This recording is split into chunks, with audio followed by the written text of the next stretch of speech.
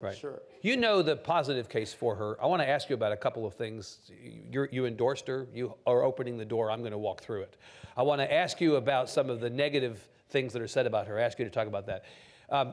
Anderson Cooper's first question to her at that debate was basically, you say one thing one day and you say another thing another day. You know, you said you thought that the Trans-Pacific Partnership, the great trade agreement that your friend Ron Kirk helped negotiate as U.S. trade representative, that the president is quite for and believes will be one of his big legacy bits. She said it was the gold standard of trade agreements. She wrote about it in her book. She praised it. Well, then she came out against it because from the progressive end of her party, she was getting a lot of pressure to oppose the trade deal. Sure. That was perceived to be a flip-flop. She didn't give an answer on Keystone over many, many months and then finally came out against it, but that was perceived to be somehow her wanting to not give an answer that she could kind of have it both ways. You know this is a big charge against her. Do you worry about her inability to stick with a position on key issues? No. She explained it well the other day at the debate. She has guiding values and principles that she has stuck true to throughout her life in public service. And let's take one example, which is the TPP.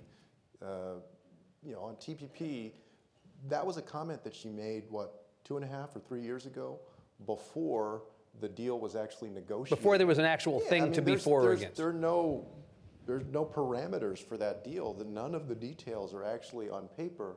And so, you know, there may have been a phrase that was used, but was anybody at that time actually able to address the deal as it was? Yeah. No, because there was no deal. Now, I will say, you know, in full disclosure, that I support the president. So you're for it and she's not. I support the president, and this is something that Ron addressed the other day as well, very forthrightly, and I agree with Ron that I believe that it can be a strong deal. It will be a strong deal for the United States, and in this 21st century global economy will enhance America's ability to boost our economic standing and sell more of our exports. Right.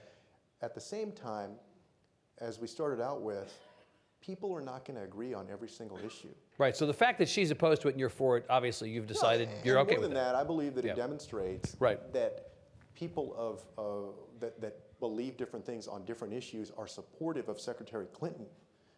Folks who are very progressive on a lot of issues, some folks who are moderate or conservative Democrats. She has a broad base of support in the Democratic Party.